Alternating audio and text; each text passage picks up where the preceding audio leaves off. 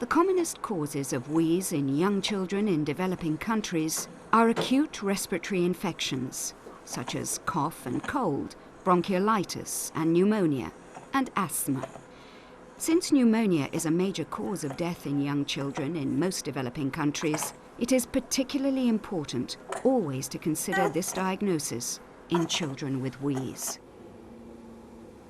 Having examined the child presenting with cough or difficult breathing, and recognized that the child has wheeze, decide upon the correct treatment for that child.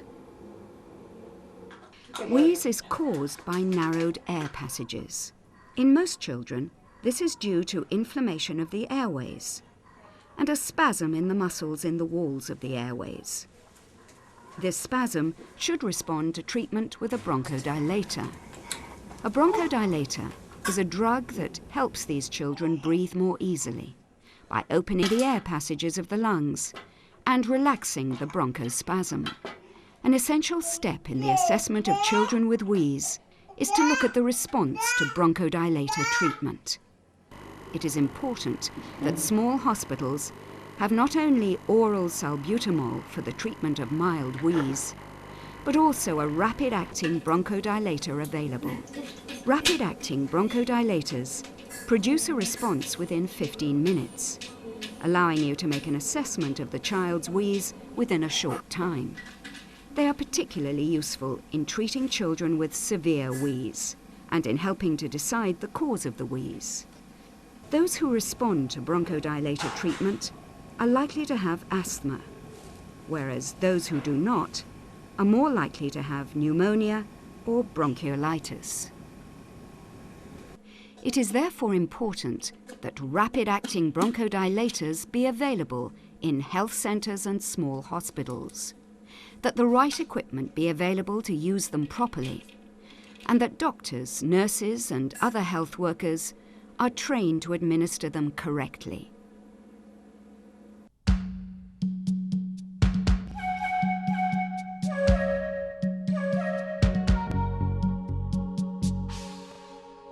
There are three methods of giving treatment with rapid-acting bronchodilators for the assessment and treatment of wheeze that are recommended for use in health centres and small hospitals.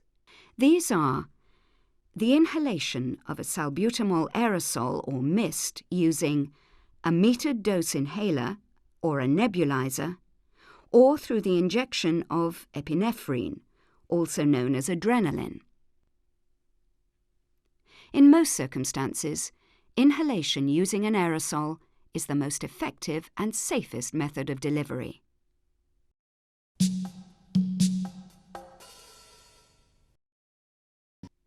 The two methods of aerosol delivery currently available are metered dose inhalation and nebulization. An additional method used by adults and older children, dry powder inhalation, is ineffective for most infants and young children. The metered dose inhaler, when used with a spacer device, and nebulizer have both shown themselves to be effective treatment methods in young children.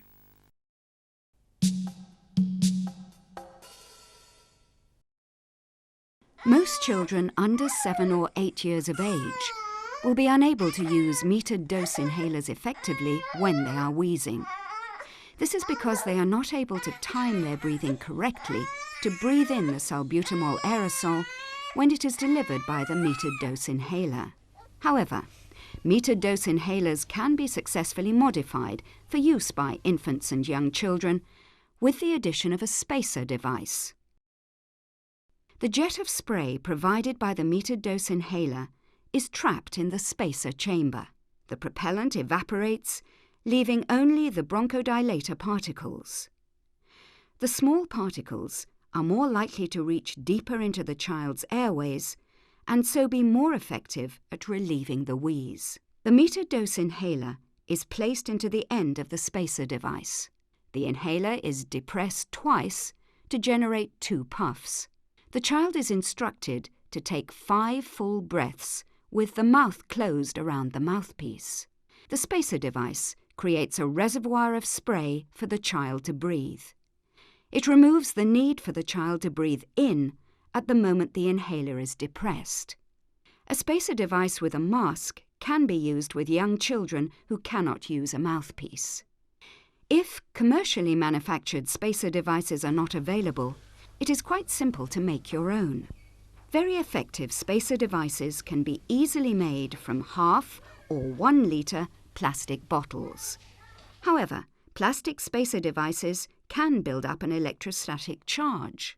The charge causes the salbutamol to stick to the plastic spacer device, reducing the amount available to the child.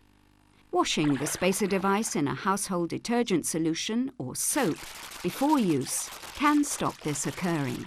This simple measure can substantially improve the effectiveness of this treatment. To make a spacer device from a plastic bottle, use a pair of scissors or a sharp knife to carefully cut out a shape similar in outline to the mouthpiece of the inhaler. The spacer device is then pushed into the hole you have created. The open end of the bottle is placed in the child's mouth. The first time you use a homemade spacer device, use 3 to 4 puffs. Afterwards, you only need 2 puffs. After this, the child breathes in and out for 30 seconds.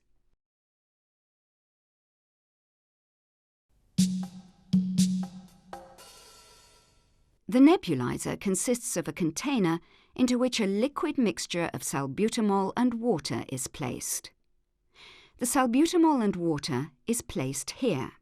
A flow of 6 to 8 litres per minute oxygen or compressed air is then introduced here, into the pipe which runs up the centre of the nebulizer. The flow of the oxygen or air into the nebulizer draws the salbutamol and water up the outer section of the central pipe. When it reaches the top of the pipe, it meets the oxygen or air here. The oxygen or air breaks up the salbutamol and water against this section of the nebulizer, turning it into a fine mist. The mist is then forced by the flow of oxygen or air out of the top section of the nebulizer. The child then inhales the mist. It is important that the nebulizer is filled and used correctly. Unscrew the top of the plastic nebulizer and add the salbutamol solution. 0.5 millilitres of liquid salbutamol should be used for children under 5 years. Add 2 millilitres of normal saline or sterile water. If normal saline or sterile water are not available, drinking water should be used after it has been strained with a cloth, boiled for 20 minutes and cooled. Do not overfill the nebulizer. Attach one end of the tubing to the bottom of the nebulizer and the other to an oxygen supply with a flow of 6 to 8 litres per minute or an electric air compressor. If available, a mask or T-piece may be used. The child should be treated until the liquid in the nebulizer has been nearly used up. This usually takes about 10 minutes. It is not necessary to nebulize until all the liquid has been used. In practice, about 0.5 millilitres will be left in the nebulizer bowl. You can tell when this point is reached, as a sputtering sound will occur, and at this stage, little of the residual fluid is being nebulized. After each use, wash the mask, the tubing and nebulizer with dishwashing detergent or soap and dry thoroughly. Do not boil or steam clean the tubing or nebulizer, as this may damage them.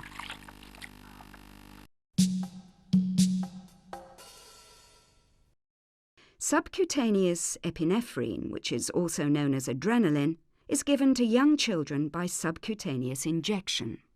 It is also a rapid-acting bronchodilator, which will act in about 15 minutes. Great care needs to be taken when administering epinephrine. It is vital to check that the correct strength of solution is used. 1 to 1,000 dilution should be used at 0.1 millilitres per kilogram of body weight. A 1 milliliter syringe should be used. and the dose measured very carefully.